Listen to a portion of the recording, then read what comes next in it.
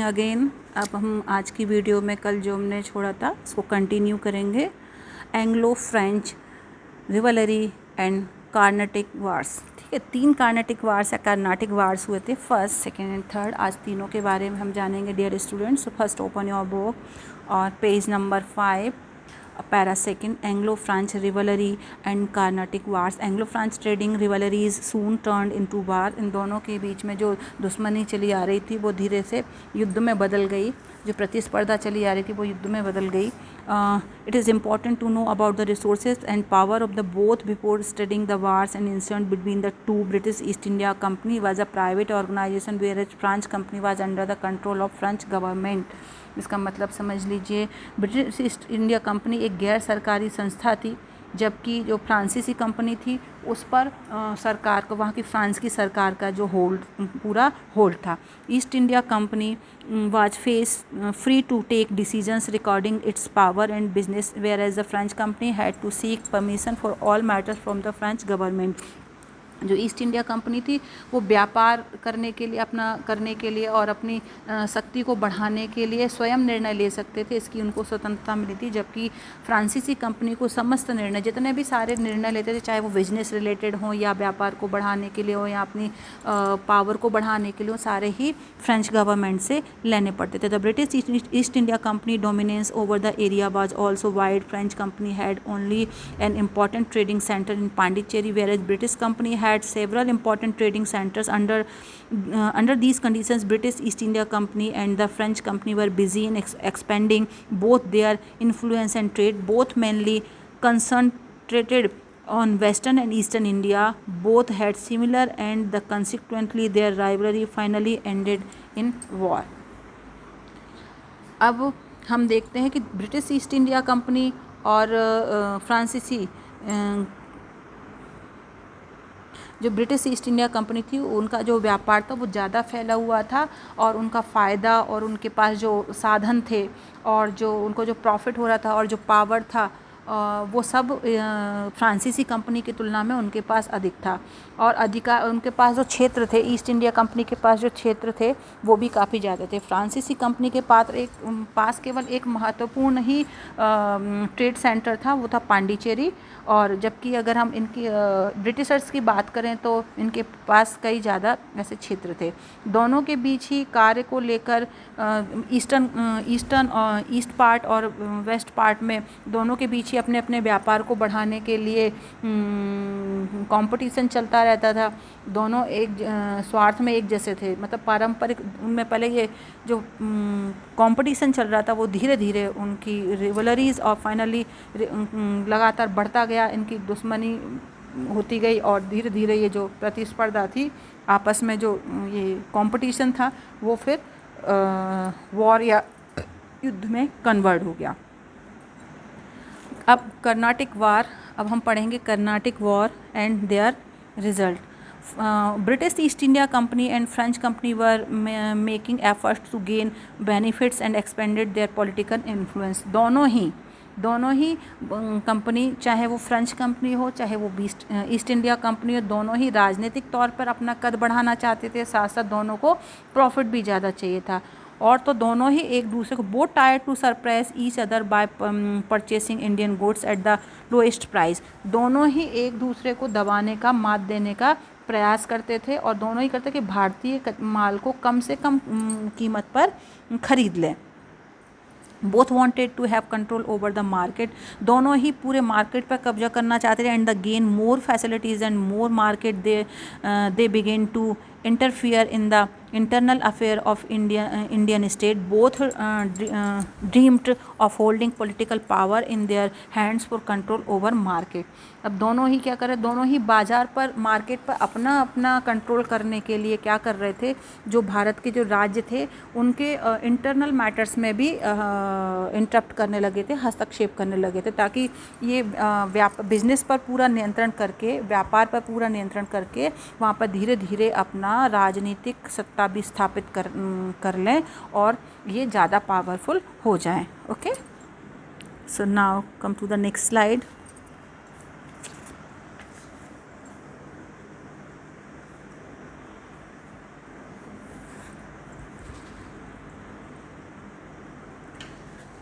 Pondicherry on the southeast coast, while British Company main center was Fort St. George, Madras, which was not very far from Pondicherry. Both companies were ambitious, and constant skirmishes took place to throw each other out of India. Three wars known as Carnatic Wars in the Indian history were fought between the two companies. ठीक है, फ्रांसीसी company भी अपना क्षेत्र बढ़ाना चाहती थी, British company भी अपना क्षेत्र बढ़ाना चाहती थी, और दोनों की आपस में, दोनों की जो एम्बिशंस थी, जो महत्वाकांक्षाएं थी, धीरे धीरे बढ़ती जा रही थी, इसलिए उनमें आपस में भी झड़पें होती रहती थी, और दोनों ही एक दूसरे को समाप्त करना चाहते थे इसके लिए, और अपना कब्जा करना चाहते थे भारत पर। इसके लिए उनके बीच में 3 युद्ध हुए, जो इंडियन हिस्ट्री में कर्नाटक युद्धों के नाम से या कार्नाटिक वार के नाम से जाना जाता है। ठीक है, तो फर्स्ट कर्नाटिक वार जो था वो 1746 से लेकर के 1748 तक चला। Carnatic once under the control of Mughal empire had become independent. Arcot situated between Chennai and Pondicherry was the capital town of Karnataka. जो मुग़ल सत्ता, पहले कर्नाटक जो था वो मुग़ल एम्परर का पार्ट था, बाद में वो फ्री हो गया था, और कर्नाटक की जो राजधानी थी अर्कट, वो पांडिचेरी और मद्रास के बीच में थी। Okay, French and English were on opposite sides in the 1744 wars of Australian succession in Europe. जो फ्रेंच और ब्रिटेन थे वो दोनों एक दूसरे के सामने थे, और जिसका प्रभाव यहाँ पर भी पड़ा था। ब्रिटेन और फ्रांस की कंपनियों के बीच में काफ़ी तनातनी चलती रहती थी। फ्रांसीसी गवर्नर डुप्लेक्स लर्न नवाब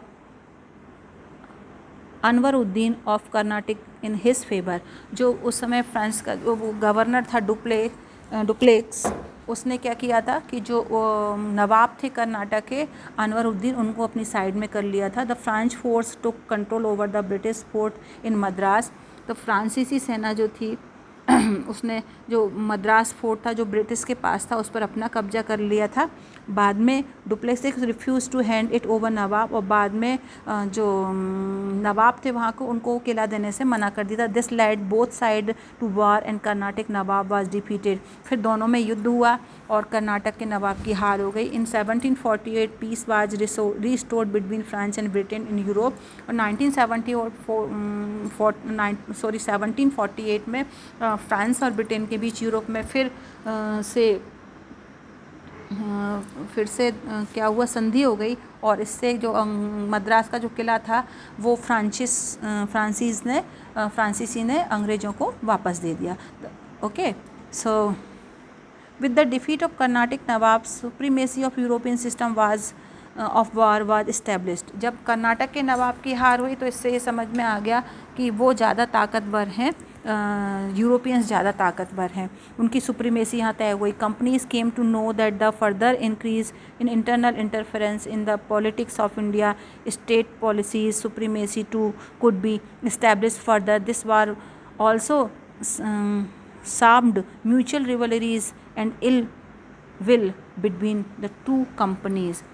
यूरोपीय कंपनियों को ये बात में समझ में आ गई थी कि अगर भारतीय राजाओं के राज्यों के जो इंटरनल मैटर्स हैं उनमें अगर वो हस्तक्षेप करेंगे तो उनकी जो पावर है वो धीरे धीरे बढ़ती चली जाएगी। और दोनों जो कंपनियां थी इनमें जो परस्पर रिवलरीज जो चल रही थी वो धीरे धीरे प्रतिस्पर्धा और प्रतिद्वंद्विता तो वो बढ़ती जा रही थी, और दोनों में इल विल मीन्स ईर्ष्या द्वेष की भावना भी और ज़्यादा बढ़ती जा रही थी। अब सेकंड कार्नेटिक वार में क्या हुआ, 1748 से लेकर सेकंड कार्नेटिक वार जो है वो ये बैटल हुई between British East India company and French company was fought over the question of succession to the throne of Hyderabad and Karnataka. ठीक है, फिर ब्रिटिश ईस्ट इंडिया कंपनी और फ्रांसीसी कंपनी के बीच हैदराबाद और कर्नाटक के सक्सेसरशिप या उत्तराधिकारी को लेकर के 1748 से लेकर 1754 तक फिर से वॉर हुआ, युद्ध हुआ। फ्रांसीसी कंपनी में हैदराबाद में मुजफ्फर जंग को और कर्नाटक में चांद साहब को शासक बना दिया था।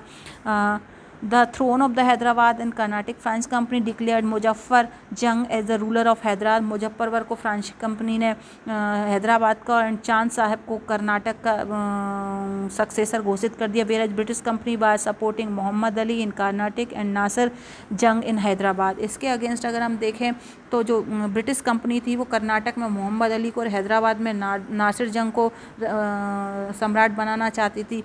अच्छा, उसका परिणाम ये हुआ कि कर्नाटक एंड नासिर जंग in Hyderabad. Ultimately the war broke out. फिर से युद्ध शुरू हो गया. Nasir Jang was defeated and killed in the war. Nasir Jang की हार हो गई और वो उसमें मारा गया. Muzaffar Jung gave a sum of 50,000 pound and jagir worth rupees 10,000 a year to French company for their help in the war. इसके अलावा जो मुजफ्फर जंग थे उन्होंने युद्ध में सहायता के लिए जो फ्रांसीसी कंपनी थी उसको 50,000 पाउंड एवं 10,000 रुपये वार्स एनुअल की एक जागीर दी, मतलब उनको दे दी ताकि मदद के बदले में जो उन्होंने उस युद्ध में उनकी मदद की. Under Robert Clive a young clerk in the company British force besides Arcot, Chand Sahib was killed in a war. The whole Carnatic came under the control of British company. Thus, English company established supremacy in Carnatic and French maintained their army in Hyderabad in the name of protecting the Nizam, and for this the Nizam allowed them to collect revenue. This new method of exercising control that is by making the India royalty pay to maintain the foreign army come into practice. इसका क्या हुआ, British सेना ने arcuate को घेर लिया. चांद साहब मारा गया. पूरे कर्नाटक पर ब्रिटिश कंपनी या ईस्ट इंडिया कंपनी का अधिकार हो गया. कर्नाटक में ब्रिटिशर्स और हैदराबाद में फ्रांसीसीस को की कंपनी सत्ता स्थापित हो गई. और हैदराबाद की रक्षा के लिए फ्रांसीसी कंपनी ने जो वहाँ एक सेना छोड़ी थी उसका खर्च भी हैदराबाद के नवाब को देना पड़ता था. और कई भारतीय राज्यों में सेना का खर्च और उनकी सुरक्षा के नाम पर ये लोग वसूलने लग गए थे. तो ये था सेकंड कर्नाटक युद्ध. अब हम देखेंगे यहाँ पर थर्ड कार्नाटिक वॉर. ये हुआ 1756 से 1763 तक. The final phase of Anglo French conflict started when the 7 years was broke out in Europe in the war of Wandiwash in 1760. French were defeated. The British company emerge victorious in the war. The English who were already in power in Carnatic ousted French from Hyderabad too, and thus all the territories under the French control come under the control of the British. The dream of French company to gain political supremacy in India came to end. British East India Company founded a new door open to establish their supremacy over entire India. ध्यान से सुनिएगा यहाँ पर इसको. Europe में France और Britain के बीच 7 साल तक युद्ध चलता रहा, वॉर चलता रहा. उसमें भी युद्ध आरंभ हुआ. फिर 1760 में वांडीवास का युद्ध हुआ भारत में. यहाँ पर फ्रांसीसियों की हार हो गई और अंग्रेज कंपनी जीत गई. कर्नाटक के साथ साथ पहले कर्नाटक पर जहाँ ब्रिटिशर्स का अधिकार था वहीं हैदराबाद पर फ्रांसीसियों का था. तो यहाँ से हैदराबाद से भी फ्रांसीसियों को निकाल दिया गया और धीरे धीरे फ्रांसीसी कंपनी जो भारत में अपनी सत्ता स्थापित करने की सोच रही थी, ब्रिटिश कंपनी ने उसको करारी हार दी और धीरे धीरे उनकी सत्ता खत्म हो गई. और ब्रिटिश ईस्ट इंडिया कंपनी पूरे संपूर्ण भारत पर अपनी जो सत्ता स्थापित करने का जो दरवाज़ा था वो ब्रिटिश ईस्ट इंडिया कंपनी ने खोल लिया था. अब British conquest of Bengal. Bharat में ब्रिटिश सत्ता की स्थापना बंगाल में कैसे हुई और यहाँ से किस तरीके से शुरुआत हुई, आगे की स्लाइड में हम ये पढ़ेंगे. Alivardi Khan became the Nawab of Bengal in 1740. He was an unable diplomatic ruler. He disliked to activities of the English. He was against the besieging of Calcutta by the British. He died in 1756. Siraj-ud-Daulah became the Nawab of Bengal. Shaukat Jung, son of Ghizdi Begum, eldest daughter of Alivardi Khan himself, wanted to be a Nawab as he got support from Diwan Rajvallabh.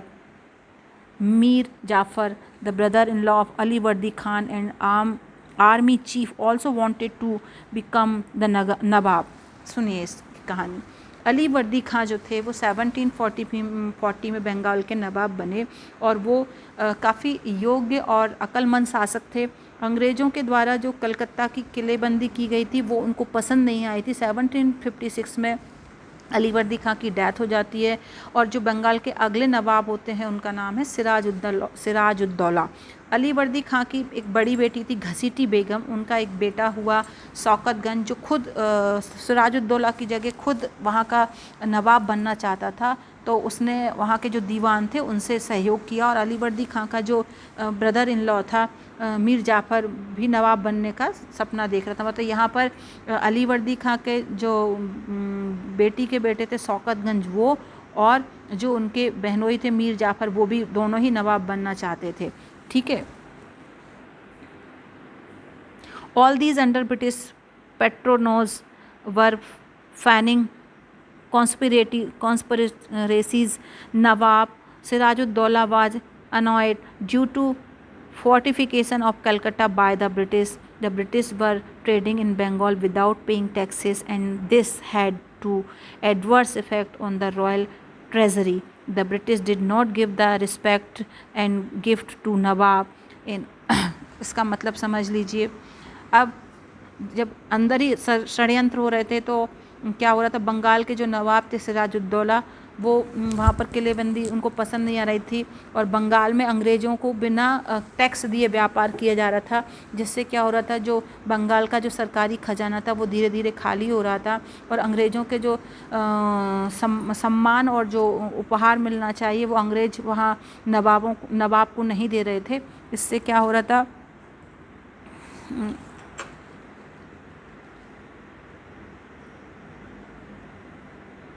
Next slide में देखेंगे। Okay,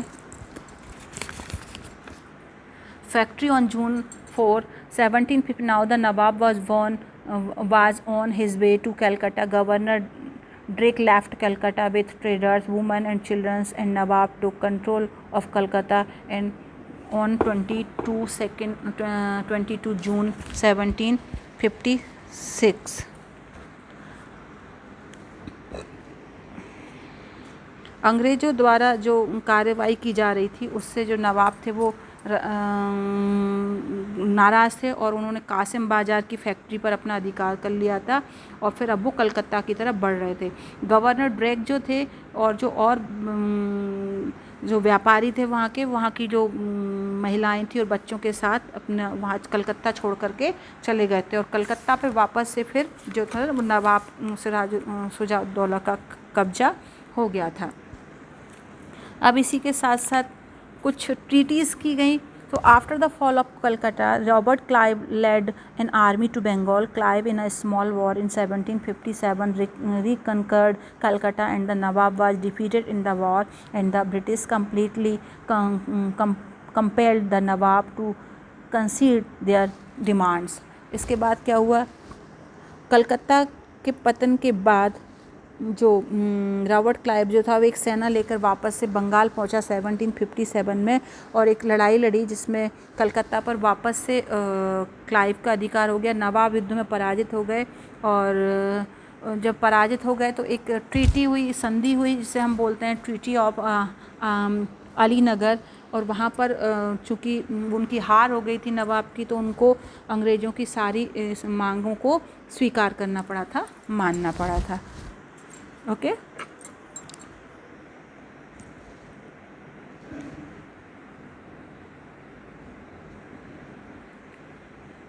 अब हम पढ़ेंगे battle of Plassey. It's a very important topic.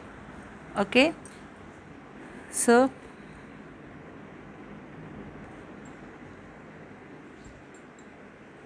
I hope कि आप सभी को दिख रहा होगा. With the signing of the Treaty of Ali-Nagar, most of the English demanded were fulfilled, but they wanted to control Bengal. They indulged the intrigues.